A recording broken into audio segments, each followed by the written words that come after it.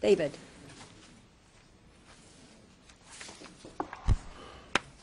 Madam Chairman, members of the committee, the United Nations Conference on Environmental Development took place from June 3rd to June 14th, 1992. The United Nations Rio Declaration on Environment and Development, or the Rio Declaration, is one of several guiding documents produced during that conference.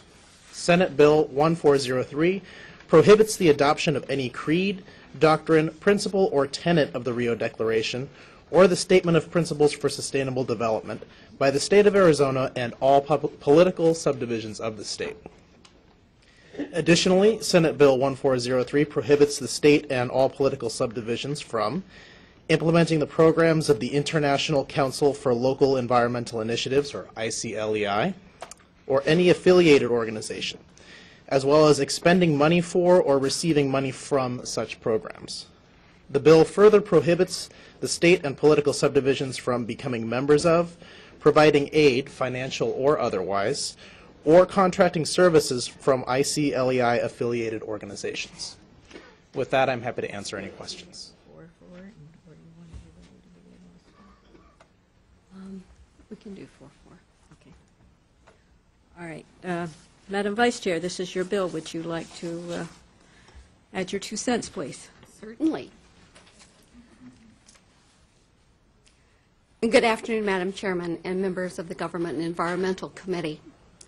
I'm Senator Judy Burgess, Legislative District 22, and I appear before you to address a United Nations program that is designed to change our way of life, our heritage, and our liberties as outlined and protected by our most precious Constitution. I testify before you against the seductive evils contained in the United Nations agenda for the 21st century, and more easily stated, Agenda 21.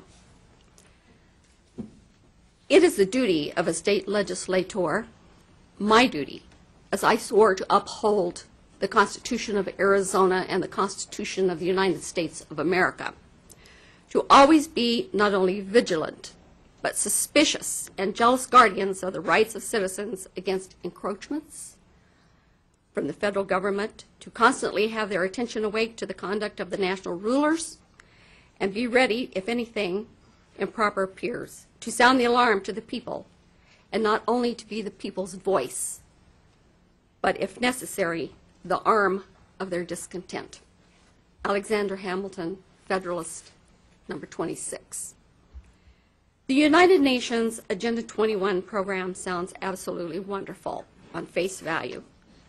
Sustainability, social justice, equity for the masses. However, the truth contained within this United Nations program depicts something sinister and dark. The plan calls for government to take control of all land use and not level. The plan calls for government to take control of all land use and not leave any of the decisions in the hands of private property owners. It is assumed by the backers of Agenda 21 that people are not good stewards of their land, and the government will do a better job if it's in control. Individual rights are to be given away to the needs of the global community as determined by a global governing body, not by local elected representatives like our city councils, board of supervisors, and folks, not even your state legislature. Furthermore, the contents of the United Nations program reveal that people should be rounded up off their own land and relocated to human settlements close to employment centers and transportation hubs. Another decision to the United Nations program, named the Wetlands Project, spells out how most of the land in our country, our state, is to be set aside for non-humans. Furthermore, this well-orchestrated agenda calls for lowering the standards of living for Americans so people in poorer countries will have more. We American citizens will have less. Equity will become the norm, and the redistribution of wealth will be the vehicle by which equity will be achieved. It's time to stop political correctness that has enveloped our society and bluntly expose the evils contained within this program. It's already been launched on an unsuspecting public. It's time for legislators to step up and be the jealous guardians of the rights of Arizona's citizens. Allow me to share with you some of the outrageous statements. Individuals such as David Foreman, Earth First. We must make this place an insecure and inhospitable place for capitalists and their projects. We must reclaim the roads and plowed lands, halt dam construction, tear down existing dams, free shackled rivers, and return to wilderness tens of millions of acres of presently settled land. Folks, only about 13% of the state of Arizona is privately owned, 27% to the nations. That leaves about 60% that's already in the hands of government. But still, this is not sufficient to offset the insatiable power grab currently underway by the global elite. The outrageous philosophy contained in Agenda 21 will destroy Arizona business, displace Arizona families, and control every aspect of our lives as described by Harvey Rubin, Vice Chairman of the powerful but not sanctioned governmental body called International Council of Local Environmental Initiatives, or ICLEI. This body of non-elected, non-responsive to citizens is tasked with carrying out the goals of the UN Agenda 21 at the local level. Mr. Rubin states, individual, that's your rights, folks, individual rights will have to take a back seat to the collective. I don't know what you call that, but I certainly call it communism. Are you ready to give up your private land? No. My friends, this is a direct quote from the 1976 UN's Habitat 1 conference report.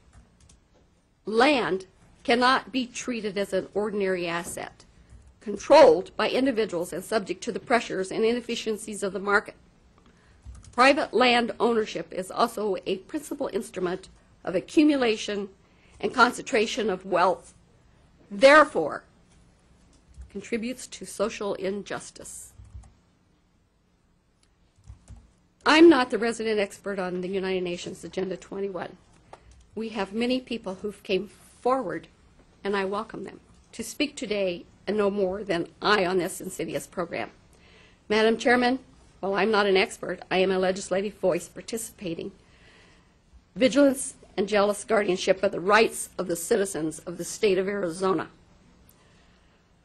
I pray this committee, and indeed our collective Arizona legislative body, joins me to sound the alarm to the people as Alexander Hamilton clearly stated in his Federalist writings. Thank you, and God bless. We have a number of...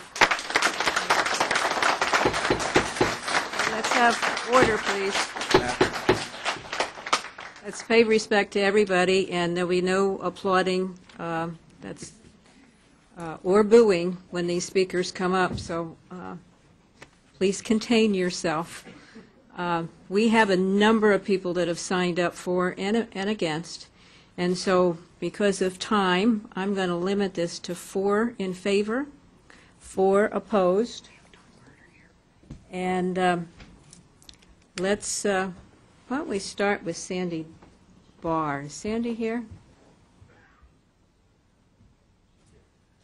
Sandy?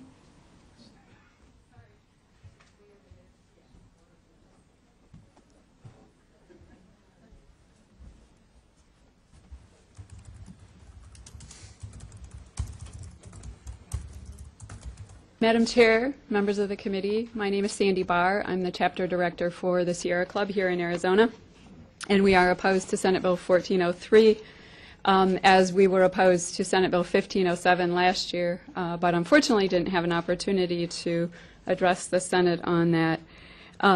As I put in the memo that I sent you all, we think the language in this bill is better suited to a memorial or perhaps a letter. Or better yet, we'd like to see the Arizona legislature support sustainability and programs that promote sustainability, saving water, reducing energy use, I mean, that's really what sustainability is about, and those used to be considered conservative conservation programs, things that actually save people money.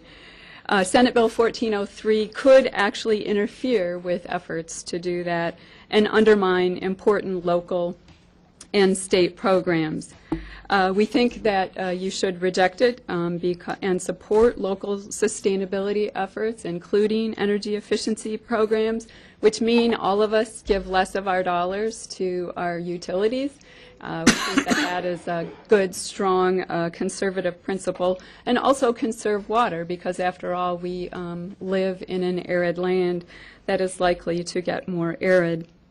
The only other thing that I wanted to add is that environmental advocates have been strong proponents of keeping people in their homes and on their property, and were the strongest opponents to the Three Gorges Dam in China that displaced more people than any other project, as well as the Belmonte Dam down in Brazil and other places like that.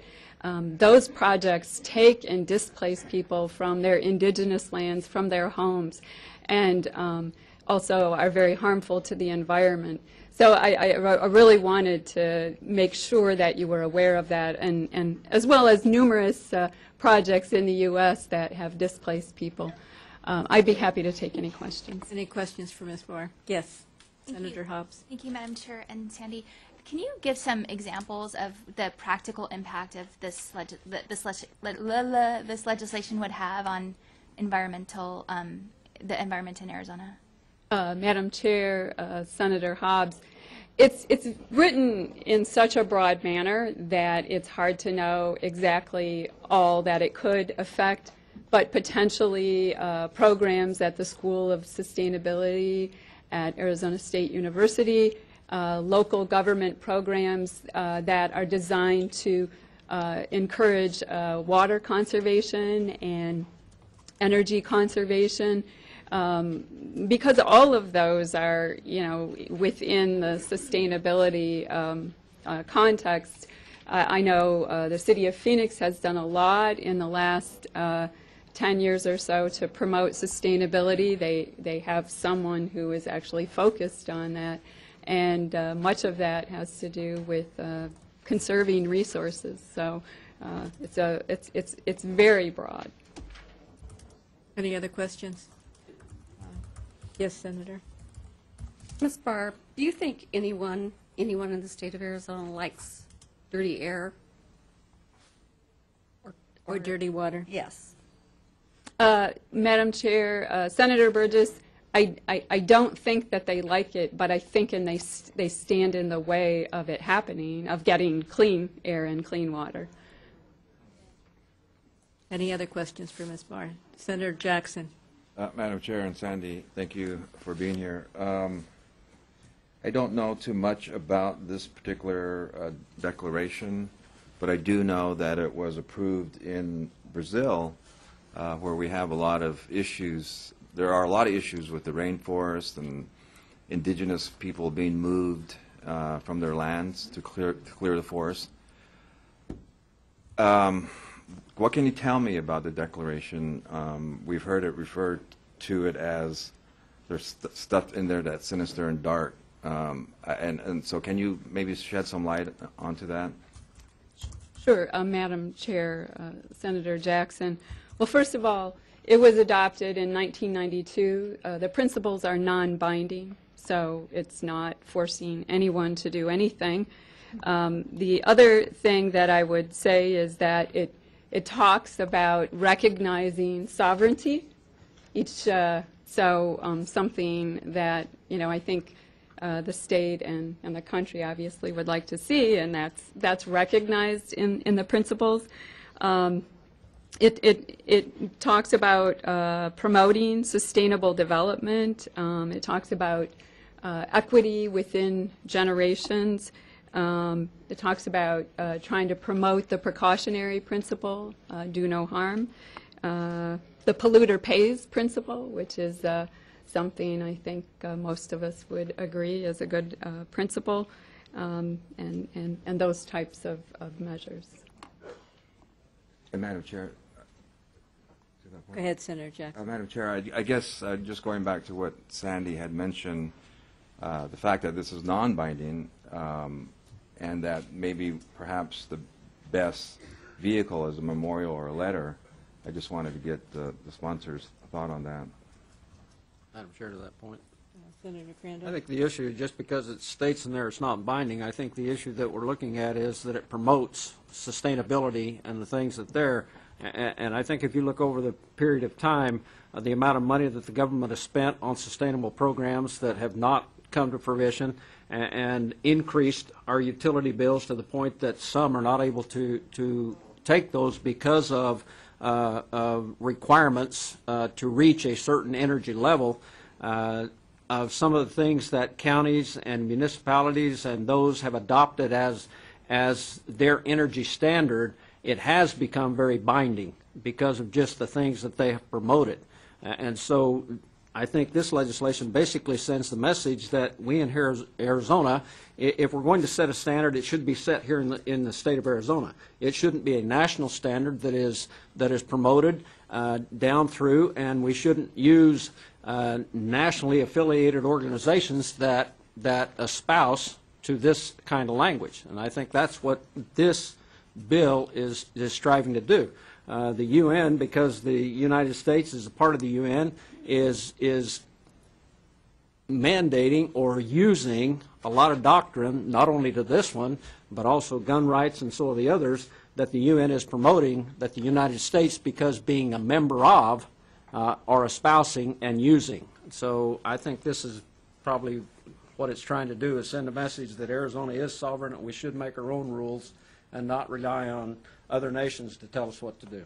And to that point, Madam Chair, I guess I would be all for that if, in fact, we were moving towards a more sustainable economy and environment. So thank you.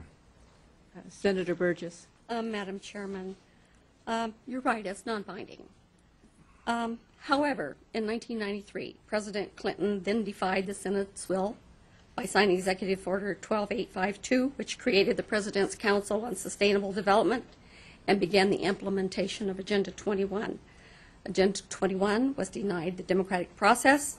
It was never heard in a Senate committee. It was never discussed. It was never debated, and it certainly never received a confirmation vote. Therefore, the United States Senate was rendered incompetent when it came to making a decision about whether this very encompassing document should be implemented in this country. And as far as Brazil goes, my nephew lives in Brazil right now. They just went in and bulldozed down the homes and left 7,500 people homeless on the street. It's a communist country. He's not safe there. Crime is off of the chart. It's not a good place to live. Thank you. Senator Farley. Thank you, Madam Chair. I think Senator Burgess just made the point excellently that the United Nations, even though it would like to be able to control a lot of things, has a strong track record of incompetence in its ability to control things, even if it had the authority to do so. What this, however, is doing, since this is in statute form instead of resolution form, is it is giving the United Nations power to control our own policies within the state of Arizona. And I think that it's doing exactly the opposite of what you're trying to do. In fact, Principle 2 of state sovereignty says states have the sovereign right to exploit their own resources. That's in the Rio Declaration. If what we're saying here is that we are not allowed to follow the Rio Declaration, then we are no longer giving ourselves the sovereign right to exploit our own resources. We're getting ourselves we're giving power to the UN that it does not currently have. And I think that's a severe problem with this law right now, and I think it's undercutting the very purpose of what you're trying to do, unless you do it in the form of a memorial. No other questions for Ms. Barr. Thank you very much. Thank you. Don Carter.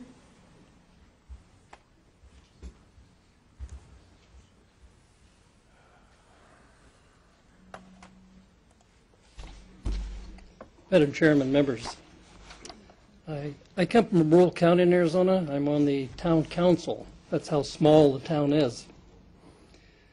I wondered how much time I would have when I came here this morning, and so I've prepared about 5 hours of testimony.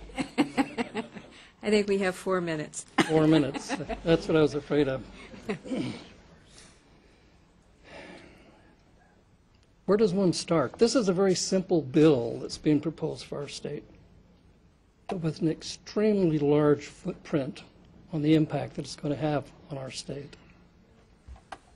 In its simple form, it is something that says either we want to maintain those rights and freedoms that we have had that has made our country what it is in the last 200 years, or we want to abdicate,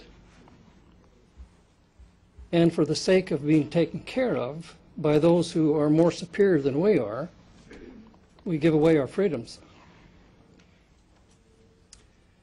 In the little town that I'm in, and there's numerous examples in the rural counties, I have, like I said, multiple hours worth of testimony that I could give on incidents that have occurred in our county. And I think that it's incumbent upon us to understand that it's not something that we're talking about in the future. This has been going on for decades, under the radar, so to speak. This not only started in 1992, this started in the 1960s, in the 1970s, in the 80s. I've got incidents where in the 1980s in our county, there were camping areas, for instance, that were taken away from the people just because they were taken away from the people. It's sort of that issue that was being talked about before, about county issues being thrown on the people without any due process. I spent 45 years in the construction industry, some of them here in Maricopa County. If you want to see what happens when the rules are implemented with Agenda 21 through ICLEI, you need to take a look at what's happening, say, on the northern end of Loop 202 here. Look at the multifamily, the high density that's there. One of the tenets of Agenda 21 as it's worked through ICLEI, and here's one little small book. I couldn't carry all the rest of them. I'm not strong enough. In our little town, I'm in the process now of going through the process of rewriting our building codes. The building codes are a stack of books this tall. There's a building code called the International Building Code for electrical, for mechanical, for plumbing, for fire, and it goes on and on and on throughout the industry. I can recall many years ago when I first started in the construction industry of having little homes, 864 square foot on very large lots. Today, we're having very small houses on very small lots, zero lot line they're called. If you want to see the maturity of this and where it goes if we don't stop this in our country, we can take a look at other countries that have had this going on for even more than we have. Japan, for instance, high density multifamily. Most of us live in square foot houses that are 1,000 square foot, 7,000 square foot. 1 minute. Oh my goodness.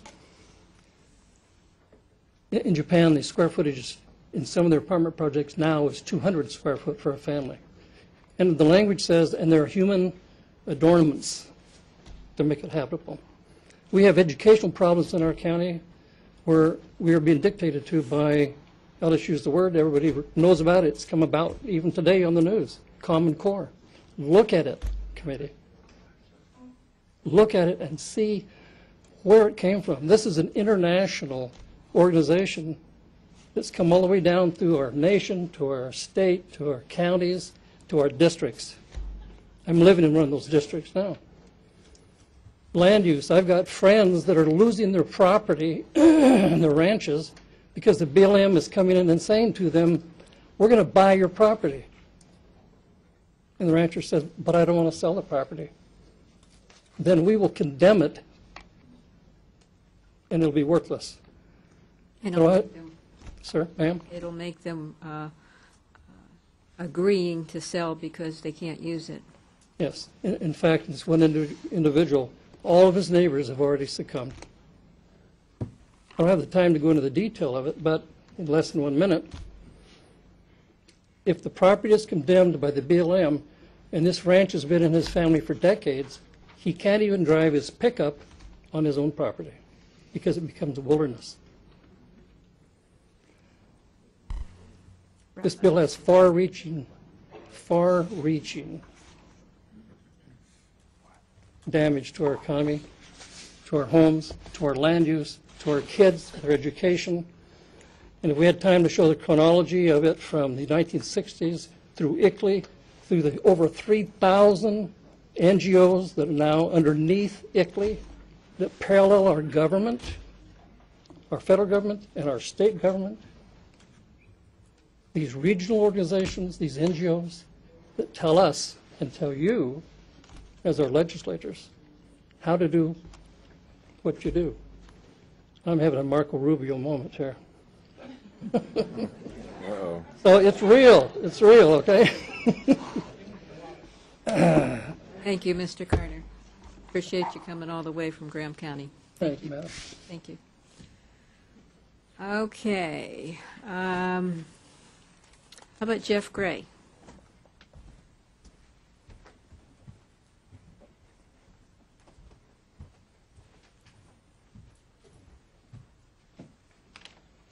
Thank you, Madam Chairman, members of the committee. For the record, Jeff Gray here on behalf of the Arizona Chamber of Commerce and Industry.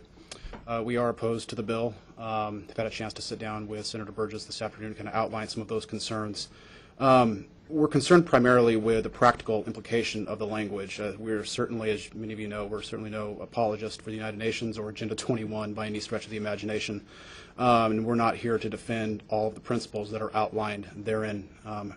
But we do want to highlight specifically some of the principles that are in there. Again, there's a wide number of these, but there are a limited number of these that I want to bring to your attention and the implications that they might have to the state. We believe the bill was drafted in a very broad manner and could impact a wide variety of state and local laws. The terms used in the bill, including creed, doctrine, principle, or any tenet, we believe would impact many existing regulatory programs and policies.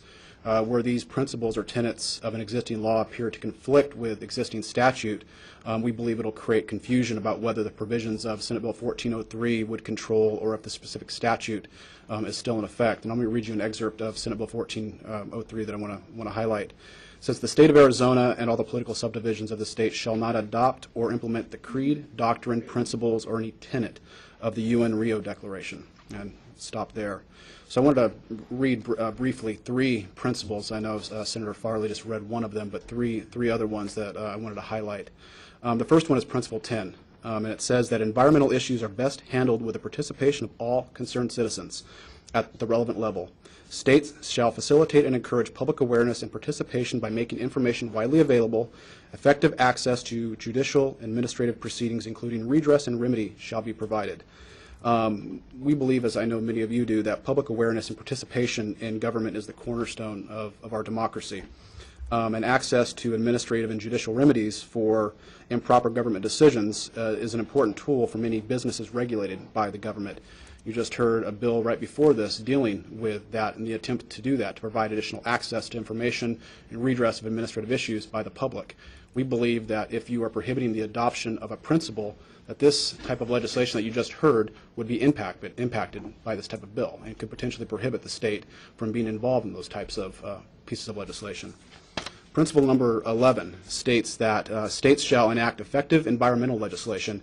Environmental standards, management objectives, and priorities should reflect the environmental and developmental context to which they apply.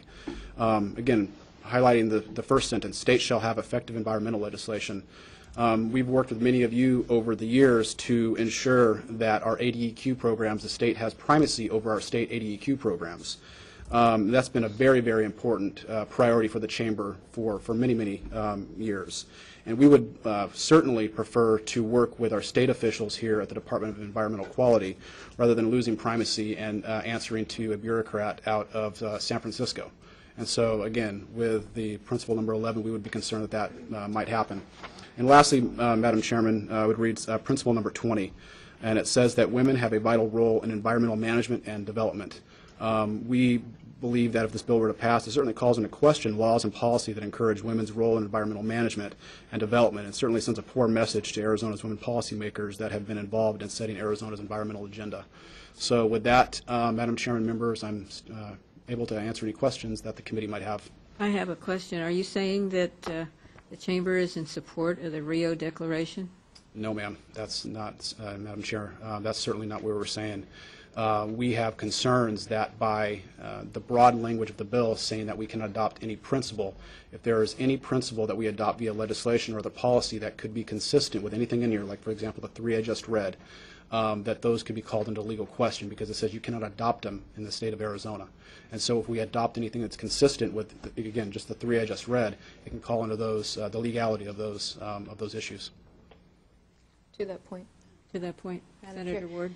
I mean, I just find it ridiculous to think that because we're opposed to the United Nations doctrine that we as Arizona can't come up with our own language even if it's similar. I think that that's far-fetched and alarmist.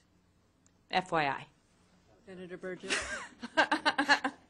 Madam Chairman, I think if I could respond, I mean, just the mere fact that we're having this conversation, I think about this brings into question the language itself. The attorneys, a number of attorneys have looked at this, and the mere fact that we're even having this debate calls into question the broadness of the language. Senator Burgess.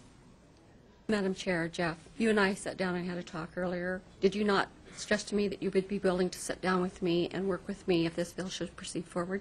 Madam Chairman, we're always willing to work with a member on a piece of legislation. Senator Hobbs, did you have a question? No, I'm fine, thank you. Senator Crandall. Jeff, thank you for coming.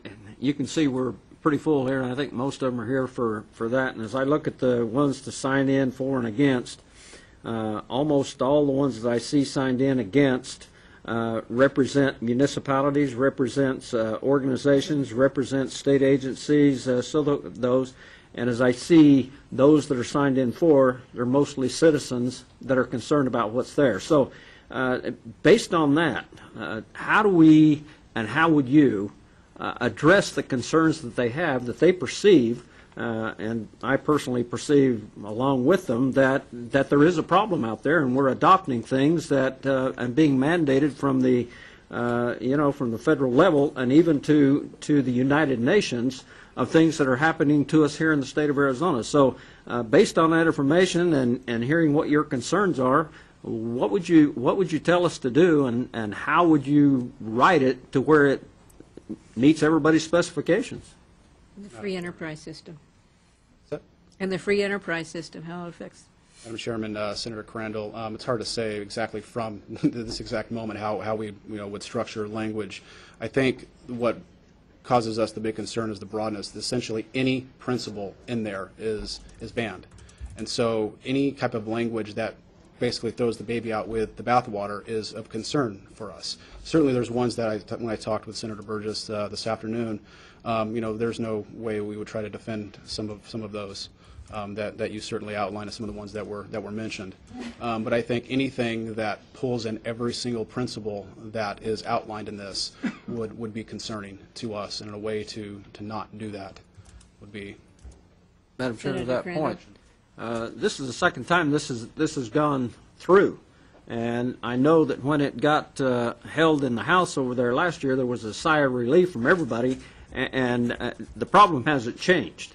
And so my question is, we have agencies, we have cities, we have chambers of commerce that know that it's an issue, but when a sigh of relief says, oh, we kicked the ball down the road again, I'm not sure that we're serving the public as we should in that matter. And I think, those that have signed in, agencies and so on that have signed in either neutral or against, has a responsibility to address some of the concerns of the people that have signed in with what they feel to be a concern. And certainly we as legislators are not the all-knowing, and all we're doing is trying to address some of the concerns that they have. So if this goes down the road, then I would hope that agencies and organizations would come to the table and say, here's what we need to do, and this is what we can live with, and this is what it needs to look like when we get finished with it.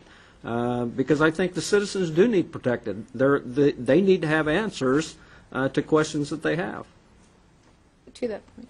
Senator Chair. Ward, yes. Senator Crandall, to that point, I think that some of the reason why the entities that are for it is because they're being rewarded by our federal government and other entities to utilize just the language that is in UN Agenda 21 and the Rio de Janeiro decree. And so until that reward system is taken away, those entities are going to continue to strive to keep us from enacting something like this. Thank you. Senator Farley. Thank you, Madam Chair. Mr. Gray, you represent the Arizona Chamber of Commerce, the largest organization representing the private sector in Arizona. Correct, sir. Have you seen any sign from your members that the United Nations, either in its words or deeds, has negatively affected the business climate and the free enterprise system here in Arizona? Madam Chair, Senator, not to the best of my knowledge. Thank you. One question, Jeff. What is your definition of sustainability? Madam Chair, I certainly do not have one off the top of my head that I'd be able to provide for you. Again, our issue is not the sustainability aspect specifically. It's these provisions, again, that we are highlighting now. It's the sustainability provisions. Certainly, I think there's other folks that would be better to speak to that than I that are here today from the business community. But again, I was here to highlight those three specific. Okay, thank you. Any other questions for Jeff? Thank you, Jeff. Thank you for being here. Wesley Harris. Madam Chairman and members of the committee, my name is Wes Harris. I reside in Moon Valley, city of Phoenix. If you want to see what Agenda 21 is, just take a tour of downtown Phoenix. You'll see light rail. You'll see high-density apartments with Agenda 21 business establishments on the ground floor. You'll see people trying to take the light rail everywhere. And you'll see also that the city of Phoenix populace is paying 78 cents for every dollar in public transportation. So it can't sustain itself. By the way, there is no definition for sustainability. It doesn't exist. The word doesn't exist. It's a coined word to make it sound nice. Sustain, that word exists. For many, many years, I've been beseeching this body to try to rein in what's happening in our public schools.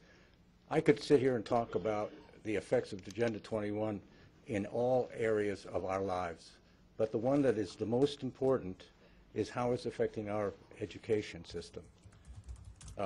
Common Core comes down to us as a result of Agenda 21, not specifically identified as such, because of course we wouldn't adhere to it if it was identified as a UN.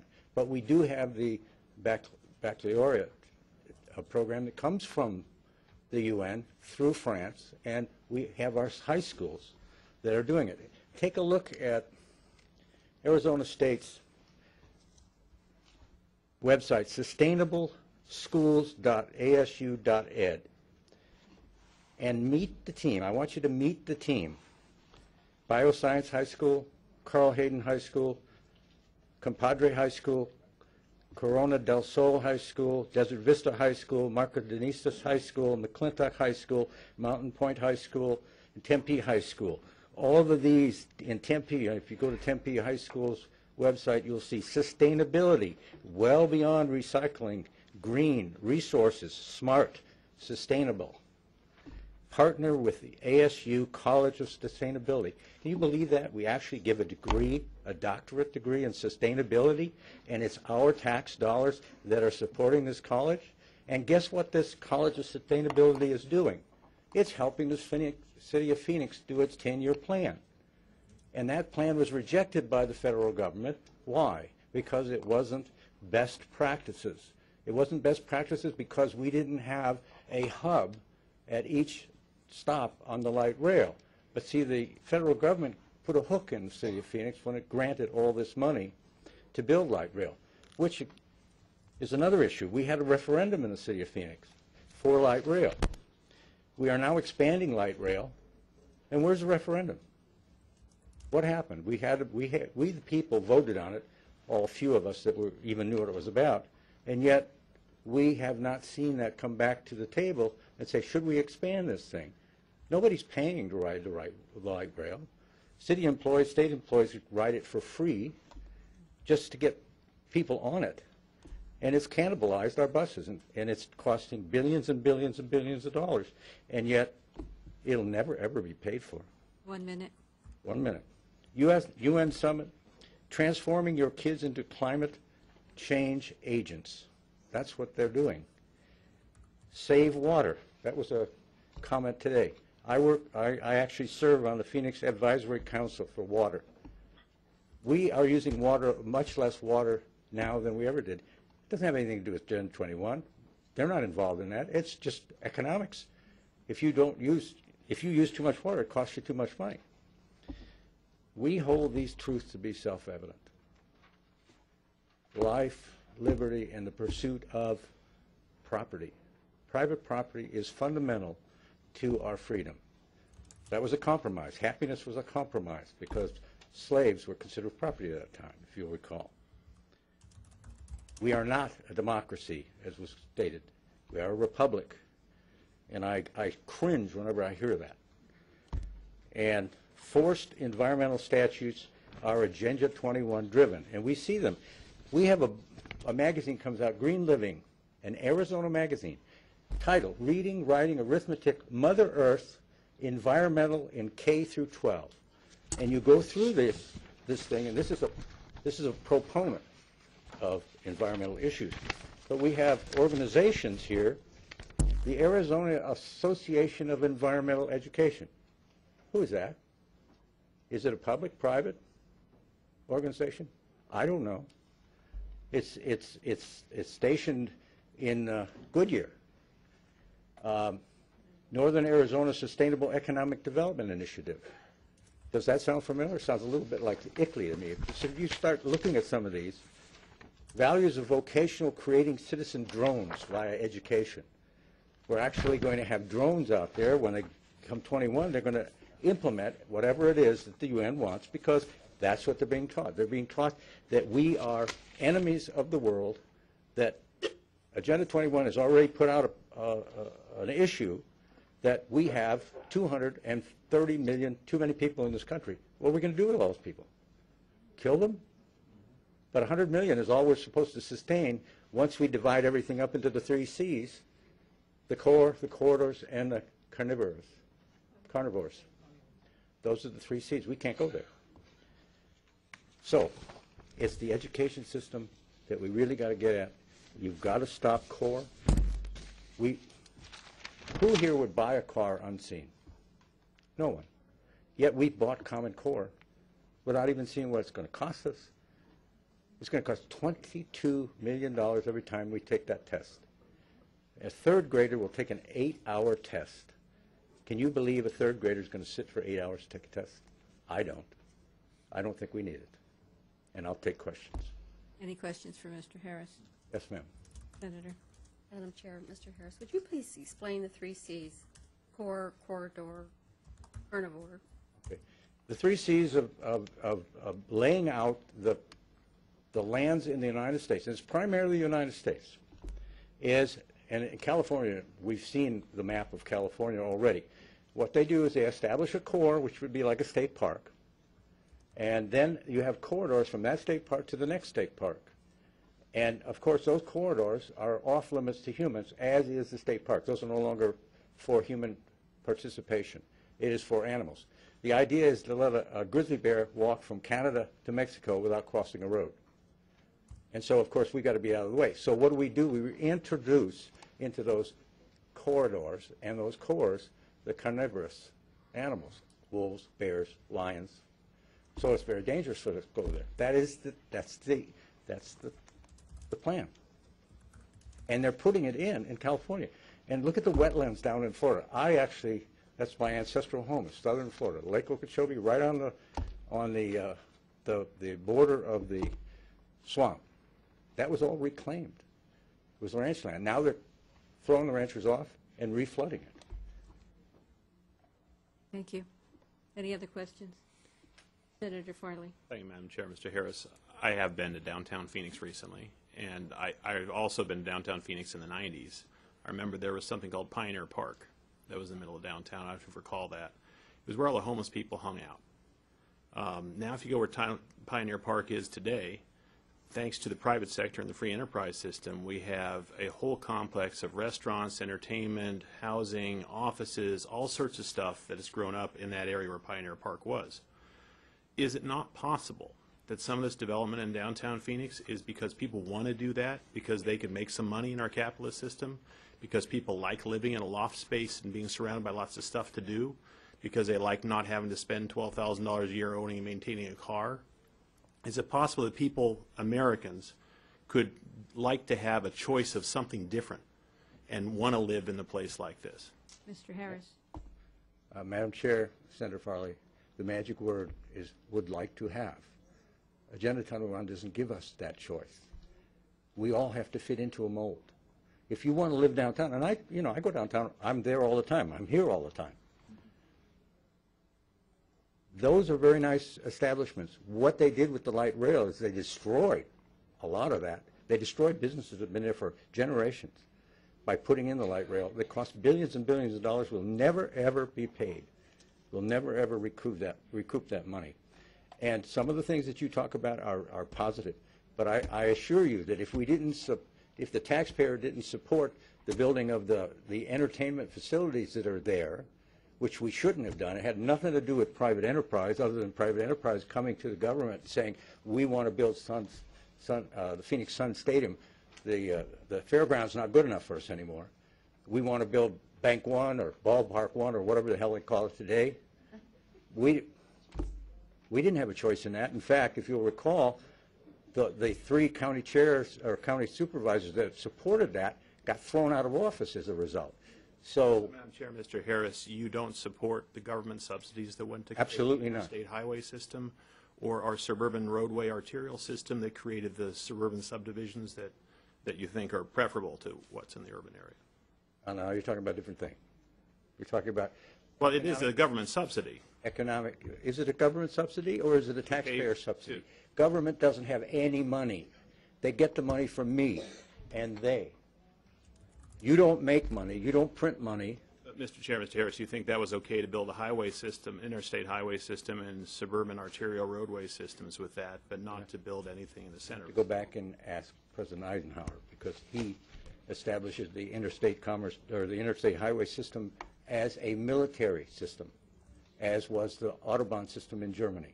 I also recall, Mr. Harris, he also in his farewell speech talked about the combination of the military and industrial complex. Which he was afraid of, and we should be. Okay, thank you. Thank you. Thank you, Mr. Harris. Thank you. Let's have Chad Heinrich. Chad here?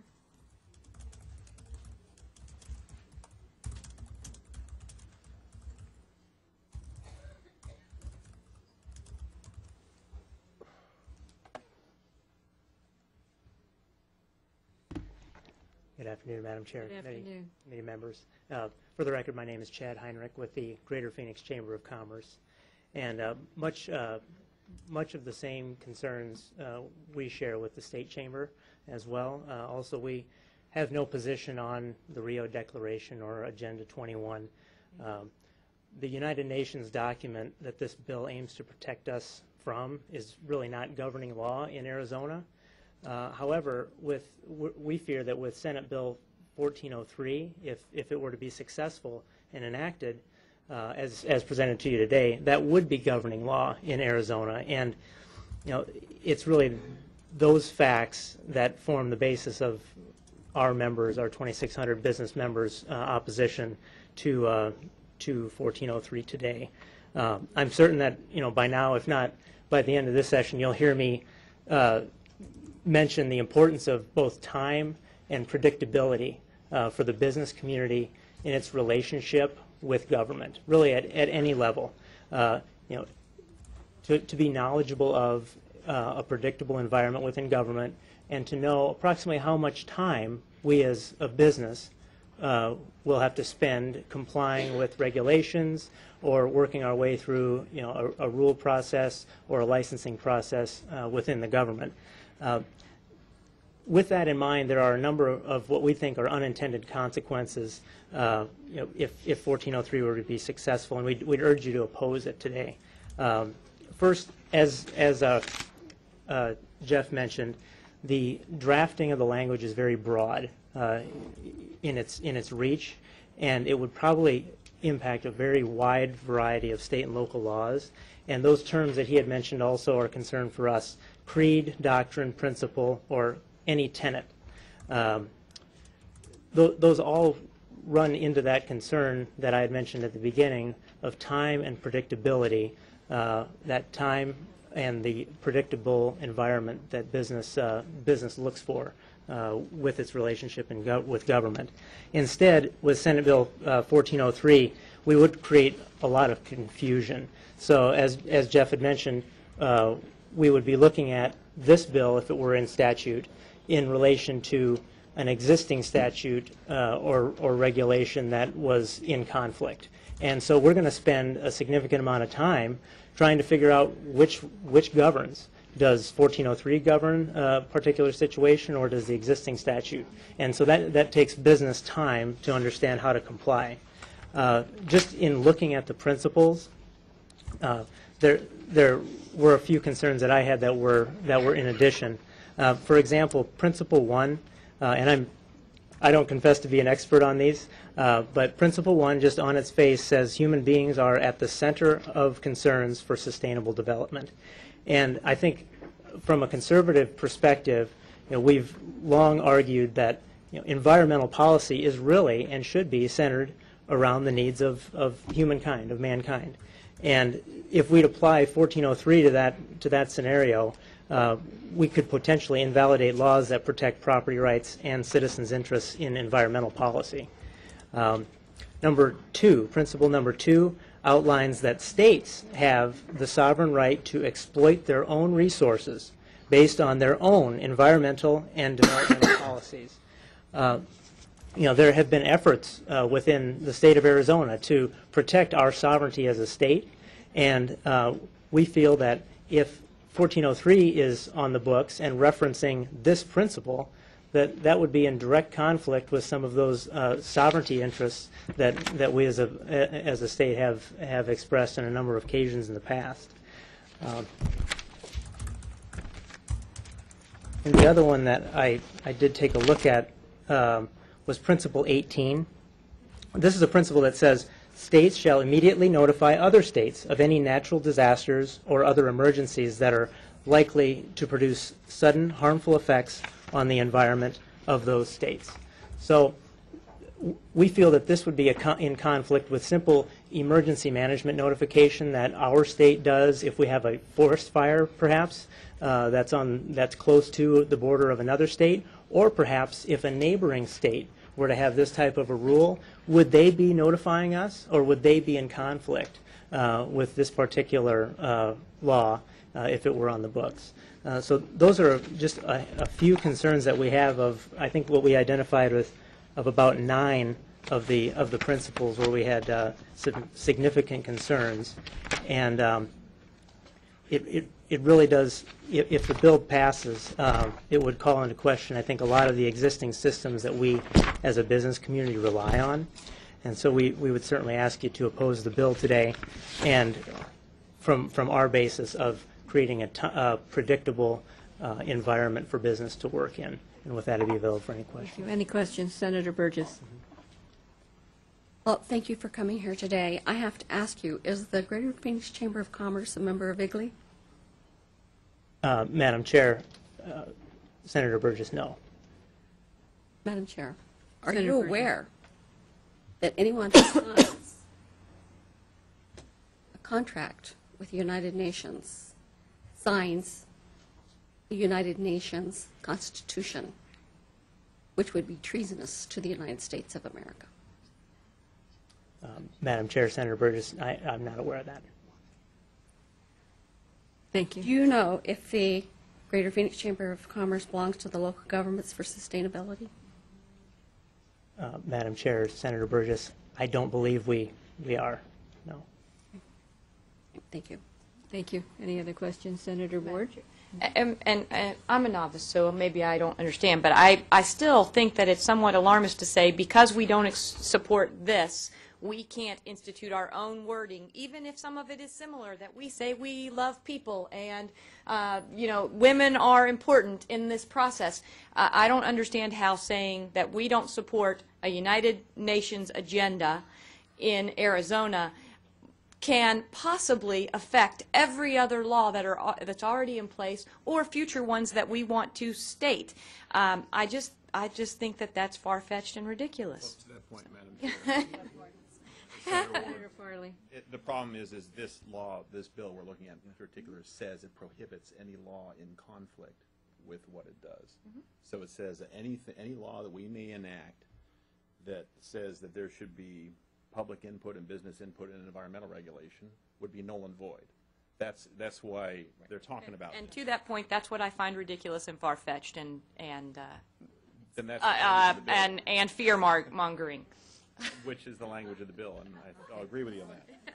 Madam Chair. Senator Burgess. Madam Chair, kind of to that point, there are 7 other states that have put on their tinfoil hats, and that Arizona has been able to influence, and they are running the same legislation that the state of Arizona is running this year. That would be Alaska, Arkansas, Missouri. We just had contact with New Mexico, and they asked for some of our talking points to pass the bill in New Mexico, Oklahoma. So people are becoming aware of what's happening around them and in this nation. And they are stepping up, and they are joining together with their elected officials and communities to stand strong against what's happening to them on another level other than with business. I really must say, we had a gentleman come in, and he talked to us. He was the environmental protection person from the Navajo Reservation. And his testimony to us was extremely telling. He said, we sat down with the EPA. We tried to work with them. We thought we were making progress, only to find out that I was being stabbed in the back. To that point, And our ma'am, plant Madam was scheduled to be closed. He never said that. Yes, he did. He didn't say nothing about being stabbed in the back. I was right there. That's have a just disc that's if just you'd like to watch far-fetching. Would you like a disc? Any other questions? Madam Chair, just a Senator Crandall. statement. You made the statement that you feel like it would be too burdensome to go back and take a look at some of the laws and things that you're governed by and so on. I guess the question that I would ask is, how long has it been since we've gone back? We've progressed a long time since the 60s, and there's a lot of things on the books that may be out of date. And so I'm not sure that your argument, it's going to cost us too much, because I think laws need to be looked at quite often to go back and see if they're still doing what they need to do. As far as sustainability goes, you look at the EPA management rules that are coming down on sustainability. You look at the Endangered Species Act, which is protecting species that are being introduced that we have no control over. Private property being taken because of the Endangered Species Act. Not able to get into the forest to be able to do what we need to because of Endangered Species Act. These are all things that are inhibiting free enterprise, and I would think that any of the businesses would certainly be interested in getting freedom to be able to utilize the resources that we have to promote good business and to have less burden of the taxpayers of the state of Arizona in some of this that we're doing. And so I'm a little concerned that the business community is not more proactive in looking at, well, maybe there are some rules and stuff that we need to change that would enhance our free enterprise and our ability to do business. So, I guess I see a little bit of your concern of where you're at, that it may take some time and whatever to get there, but I'm not sure it's a bad process. Madam Chair, Senator Crandall, actually, I agree with you, and we are always open to looking at the existing processes on ways that we can streamline or improve those processes. Our concern isn't with that. Our concern is that the language within this bill puts into question, does this bill govern those existing processes or conflict with what those rules say? And then if it does, which one do we follow. We just want to know the rules to follow. And so we're happy to look at existing rules in areas for improvement. It's with this specific language in this bill that may conflict with existing rules. Madam Chair, to that Senator point, Crandall.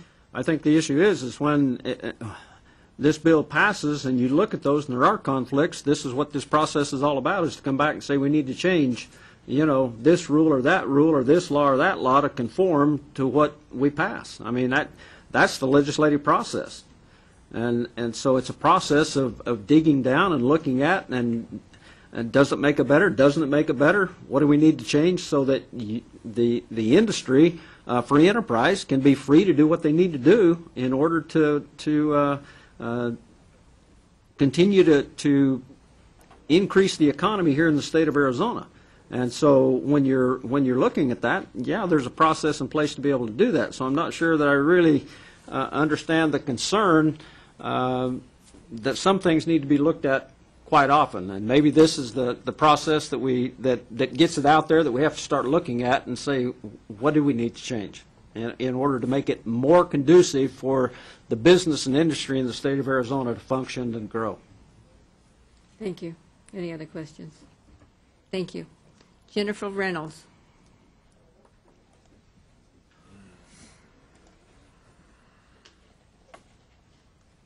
And then we'll go to a couple neutral after this.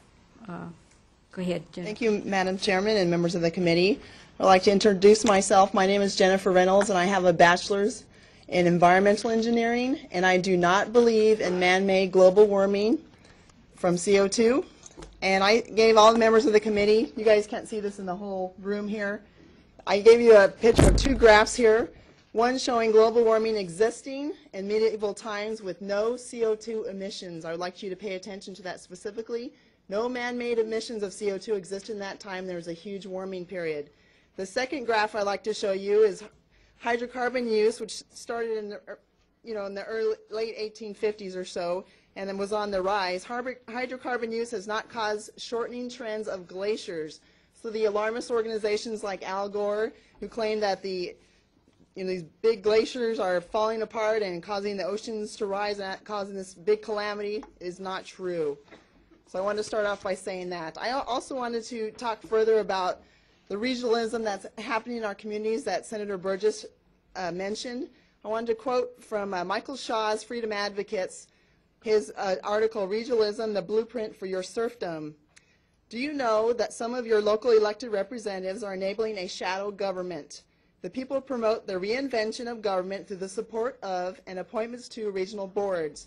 They act like Soviet councils. These councils are funded to implement Agenda 21, and they do this through federal tax dollars, through grants and stimulus money, which fuel their appeal. But your city and county representatives do not have to go along.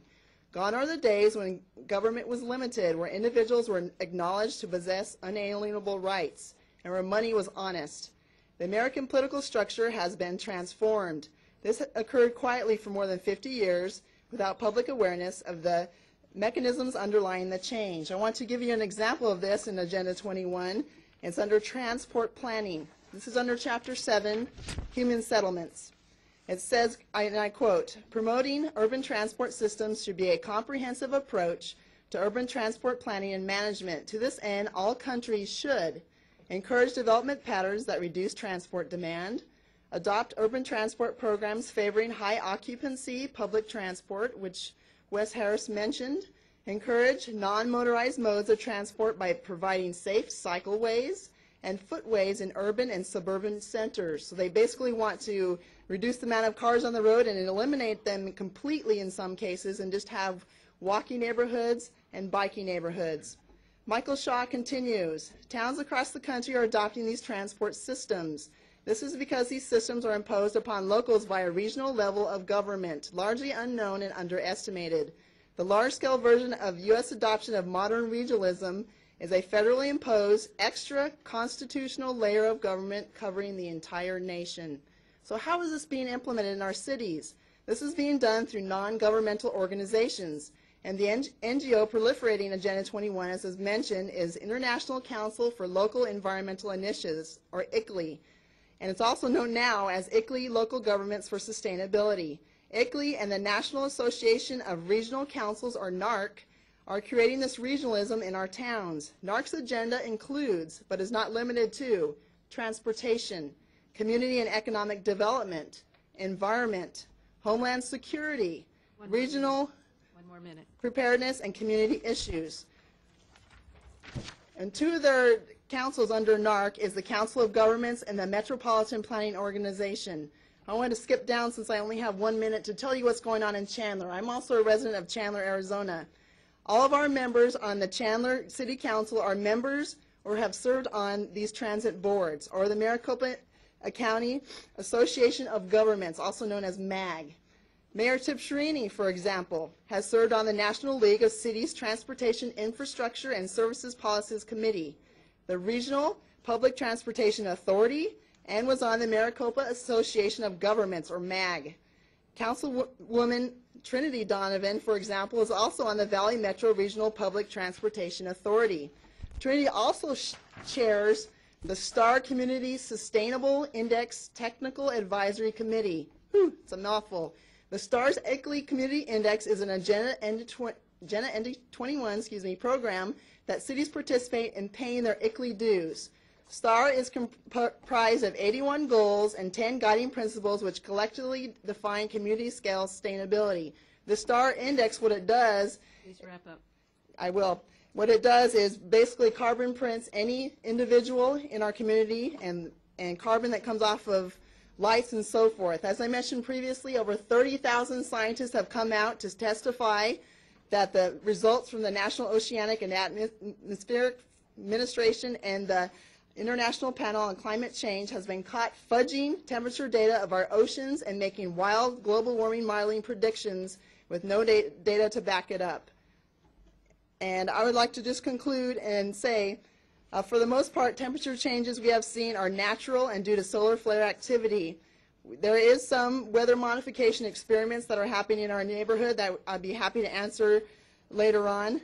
All you have to do is look up in the sky and see those things going on through chemtrails. I end my testimony now, and I'm open to questions. Thank you. Any questions for Jennifer? Thank you, Jennifer. Okay. Neutral. Bill Boyd. Arizona State Land Department.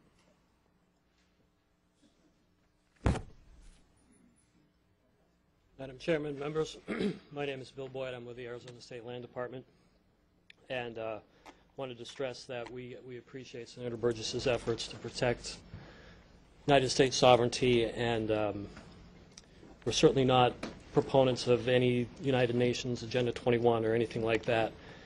Our fear is that Senate Bill 1403 opens us up to unintended consequences like the ones that have been mentioned. And it actually doesn't do anything to protect us from the ills that have been mentioned. You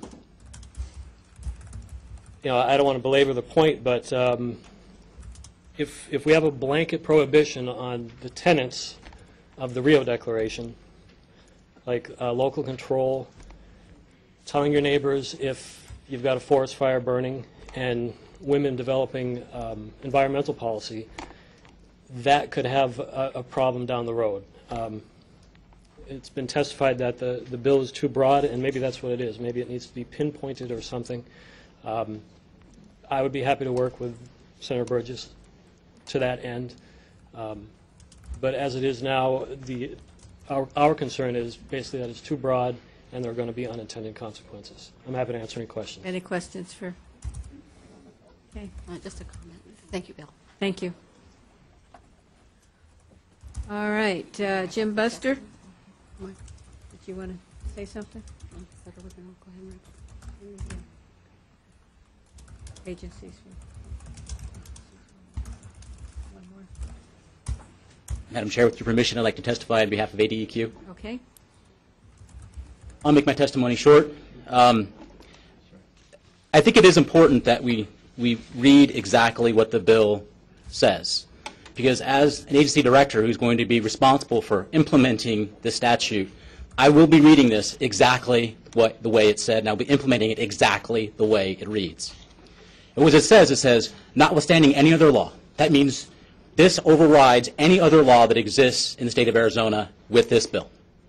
So with that, I have to go and look at all of my current authorities that you have set for me in statute, and I have to see whether or not there's a conflict between what this bill says and what that bill says. For example, every time we pursue enforcement action against somebody, we are required by state law to give them an administrative appeals rights, give them an administrative process and a civil process to appeal our action. There is a tenet in the Rio Declaration that says that effective access to judicial and administrative proceedings, including redress and remedy, shall be provided. So I have to go and look to see whether or not I have an obligation to provide a judicial or administrative redress and remedy, and if I do, I can no longer provide that. Now, this is not, something that I can ignore. I have a responsibility to the state of Arizona to enforce the laws that this legislature adopts. So if this bill goes through as it is written, I will have to go through in every case where I have to give an opportunity for administrative and judicial redress, I have to no longer give that ability because this bill says, notwithstanding any other law, a state agency, including myself, cannot provide any of the principles that have adopted in the Rio Declaration. This is one of them. Any questions, I'd be happy to answer them. And you're willing to sit down with the sponsor and discuss? Absolutely. Absolutely. Madam Chair, to that Senator point, Crandall. I just wanted to make that point. I think we've, heard the point that of where we're at, but you see the people that are here that have a concern of where this is headed. So I ask the question again: as state agencies, how can we fix it so that we are not promoting or allowing to be promoted in the state of Arizona some of the transportation things that were just as you delve down deep into it? How do we write the law to actually give protection to the people of the state of Arizona that these are not being implemented and that they're not being used? Because I think we've had pretty good testimony and have seen for myself businesses and so on being shut down by the very concepts and principles that are being promoted, whether intentional or not intentional. They're actually being promoted under the guise of sustainability. And we're losing property rights, and certainly in Arizona we sure don't have a whole lot of the private property that we can stand to lose. So I guess my plea to the agency is help us to be able to write something that will give protection that we need. Madam Chair, Senator Crandall, I would be more than happy to sit down with whomever wants to sit down and talk about the principles in the Rio Declaration that do not fit with Arizona's principles. You know better than anyone that I am more than happy and willing to, and actually do step up to protect the rights of the state of Arizona. I'm absolutely dedicated to that concept. I'd be more than happy to sit down with anybody and talk about which of these principles that are being prohibited in Arizona, or proposed to be prohibited in Arizona, are something that the legislature or anyone else is not in favor of, but on a principle-by-principle basis. Because if we adopt this wholesale, there really are real-world consequences. They're going to cause agency directors like myself some real anxiety and problems in implementing the programs that the legislature has asked us to implement. Thank you. Senator Farley. To your point, Senator Crandall, I think we've done a really good job in this legislature at opposing the things DEQ and DWR does. They're zeroed out from the general fund, both of them, so there's no general fund money going to DEQ or DWR. So I think the UN does not have a very effective mechanism to control us in that way. We are funding Madam Chair, DWR. Madam Chair, to that point, Yes. that's the part that concerns me also, is the amount of money that's coming down from the feds that dictate some of the things that we have to do. So, Madam Chair, Senator Crandall, unfortunately, that's becoming less and less each year. My agency is funded less than 15% by the federal government. It's 85% by the people we regulate. Thank you. Thank you. Madam Chair. Yes, Senator. Madam Chair, Mr. Darwin, Director Darwin, I just wanted to thank you for coming here and giving us a different view of this, and certainly want to see where your department goes with this bill, and I look forward to knowing a little more about that. So thank you. Madam Chair. Thank you. Mr. Darwin, would you sign in as a speaker as well for the record? Madam Chair, I will. Thank you very much. Thank you. Okay, one more. Doug Dunham, are you here?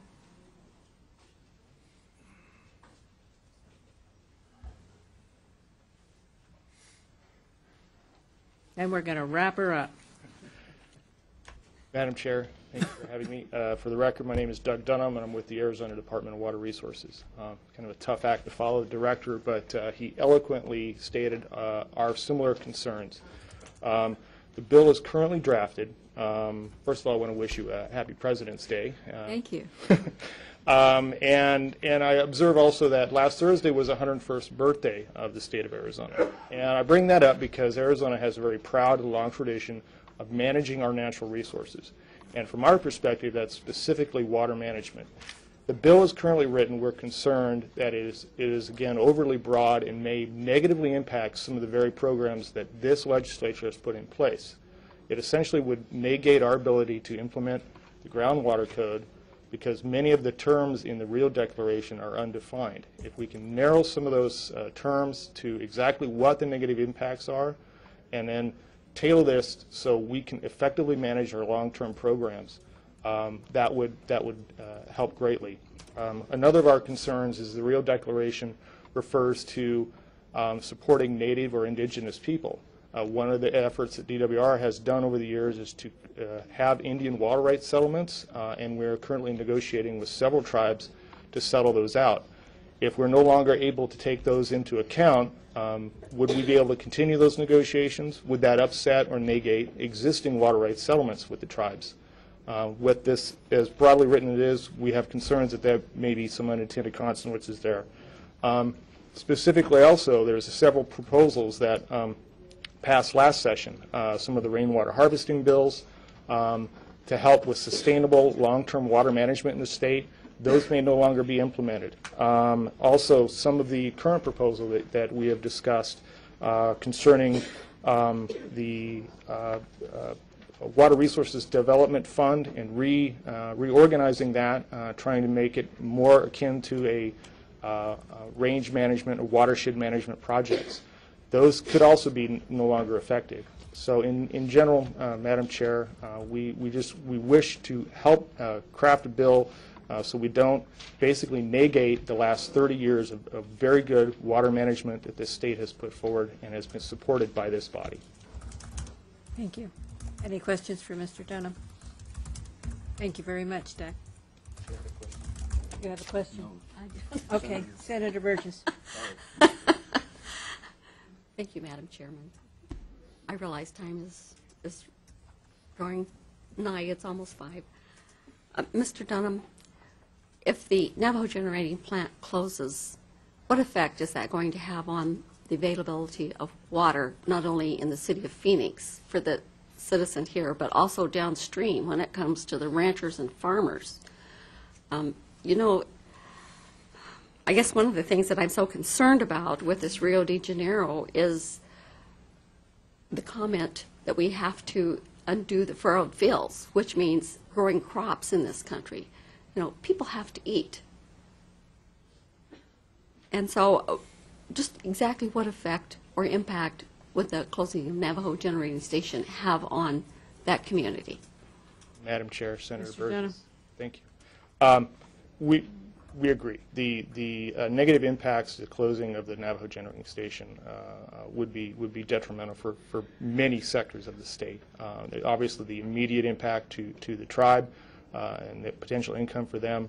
On a broader sense, it would force CAP as the primary purchaser of that power from that plant to look for alternate power sources, many of which would be much more expensive. That simply drives up the price for every single water user that uses CAP water. That's not just municipalities, but the agricultural sector and other Indian tribes who have settled with the state of Arizona and rely on that CAP supply to supplement their agricultural activities. Our position has always been that agriculture is a very key economic sector for this state, and those lands that are in farming need to be preserved as long as possible, as long as those private landowners wish to carry on farming. We support that, and we, in fact, have been working diligently to make sure that the federal government and other entities do not come in and negatively impact Arizona's Colorado River allocation. Thank you. Any other questions for Mr. Dunham? Thank you very much. Thank you. Okay. We have actually 38 others signed in favor. We have 21 against, and we have several that are neutral. So, Toy, would you please attach those names and comments to the record? So with that, Madam Vice Chair, would you move Senate Bill 1413? Madam Chair, I move Senate Bill 1403 with a do pass recommendation. Any further discussion? Toy, would you please call the roll? Madam Chairman, I explain my vote. Yes, Senator. There's been a lot of good testimony here from both sides. I think, I think the state agencies do raise some concerns of where they're at, but I think some of the things that I've had, that I've seen in my particular area where I live, and the effects of what I consider to be Agenda 21 policy, particularly from the federal government as it come down through, I think it's an issue that needs to be addressed, and we need to take a look at it. So with the sponsor and those agencies that have agreed to sit down and talk and look at some of those kind of things, I will go ahead and vote yes, because I know that if we kill it out of here, it becomes a dead issue. And I think this is very important that we move along and continue to have the discussion. Thank you. Senator Farley? Madam Chair? Senator. Thank you. I know Senator Crandall talked about that we're responding to citizen concerns, but I also have citizens in my district who are also concerned, and they're concerned that we're wasting our time on a far-flung conspiracy theory instead of focusing on improving our schools, fixing our transportation system, and creating jobs. I don't believe we have heard that there is actually a problem out there. When you talk to the leader, the Arizona Chamber of Commerce, they're saying they do not know of anything the UN has done or not done that has affected free enterprise here in Arizona. And we have a bill here that, in effect, sets up a sort of anti-constitution. It's as if we allowed the UN to write our Constitution in reverse so that we could then adjust our laws by how little they comply with the Rio Declaration. It's a complete backwards way of going about it, and that's why the agencies are saying they're taking it very seriously. They don't know how to respond to this. If we actually have something, we should be telling them what to do directly instead of saying you can't do this, but not telling them what they can do. A constitution sets out a positive vision of how we organize ourselves. This, in effect, substitutes itself for our state constitution by saying the UN wrote this thing and we can't do anything that's in it. That's not the basis for creating law that makes any sense, or that we can be, and we have to stop saying they're being alarmist and we can't fix this, because what we're doing here is creating laws, and we have to respect that process. When we create a law, it's the job of the agencies to do what we tell them to do. And they're telling us they don't know what we're saying. And they don't know how to do what we're telling them to do because they don't know what it is we're saying. We have to take seriously the fact that somebody's going to have to obey this law. And when we say things like in the law that, in effect, what you're saying by saying that we can't say that states should have the sovereignty to control their own natural resources, we're actually saying that states should not have the sovereignty to control their own resources. And what are they going to do with that? And your vote is? And my vote is no. Thank you. Thank you. Senator Hobbs? No. Senator Jackson? Madam Chair, I want to explain my Senator. vote, please. There was mention a couple times here in this hearing on this bill about the Navajo Nation, and I just wish that we could get to a point in time where we spend this much time looking at issues, real issues impacting the 22 tribes, the people who are also citizens of the state of Arizona, and their needs, whether it's education, transportation, health care. And, you know, I just wish we could get to that point somewhere so we can have a really good debate on what's happening on our tribal land. So on this bill, I'll vote no. Senator Ward? Madam Chair? Senator. Thank you. One of the parts that we're kind of ignoring in the legislation is that it says that we're going to basically ignore any law, international law, that contravenes the United States Constitution or the Constitution of Arizona. That means that the United States Constitution and the Constitution of Arizona are seen as supreme to any of these other principles. And so we're focusing on those things that we want to live under, that our founding fathers asked us to live under. I'm an educated person. I must not be an academic elite, because the academic elite seem to lean towards supporting Agenda 21. However, I myself do not. I also have heard from many, many constituents on this issue, and people also outside my district, but people inside my district who say no to anything that has to do with Agenda 21. And I don't think that it's a conspiracy theory. It is really out there. Agenda 21 does exist. I'd go so far to say that what we're doing with health care relates to Agenda 21 as well, because we'd like to see those rural hospitals close and fold under the pressure of not taking money from the federal government to hold them up. Because when those things close, that does push people towards more centralized living, in high-rise apartments, not in the rural areas, which tend to be freer thinkers and freer livers as well out there where we live. So with that, I vote yes, and I want to see this move forward, and I'm willing to work with Senator Burgess as well to clarify the law so that the agencies do not feel so pressured that we'll have to be living under Agenda 21 when that's what we're trying to avoid. Thank you. Senator Burgess. Madam Chair, may I explain my vote? Senator. Madam Chair, it's so extremely difficult when the EPA comes down and they say, we have this list of rules. If you will only comply with them, then you'll be fine. You comply with them. You spend the money, the time, the energy. Then they come back and they say, here's another set of rules. If you only comply with these, you'll be just fine. You comply with them, you spend millions of dollars to comply with them, and then they come back with another list and say, oh, by the way, we're sorry, but we have more rules and regulations for you to follow, to the point where it becomes so economically impossible to comply with all their rules and regulations that business finally shuts down. We have so many things happening in our state. In the Prescott area, they wanted to take 44,000 acres out of the Prescott National Forest and make it off limits to citizens in that area. They want to close off trails. They allow hunters to go back in, and they allow them to take game, but they're not allowed to drive a motorized vehicle back in to retrieve their game. Just along our border down south, the Forest Service has fenced off the land and put up gates with locks on them. When the Border Patrolmen come and they see something happening on that land, can you imagine? They have to contact somebody with a key to come and unlock the gate before they can even come in and begin to investigate what's happening. If we shut down industry in the state of Arizona, what's going to happen to our citizens?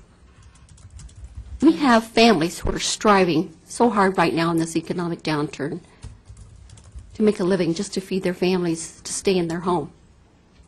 If we continue to allow the economy to collapse in the state of Arizona because of overburdensome regulation, families are going to suffer. And with that, Madam Secretary, I'm delighted to vote yes on this bill. Senator Burgess. Aye. Sorry to be so long-winded and take so long. 4 ayes, 3 nays, and 0 not voting. With your vote of 4 ayes, 3 nays, 0 not voting, the House has Senate Bill 1403.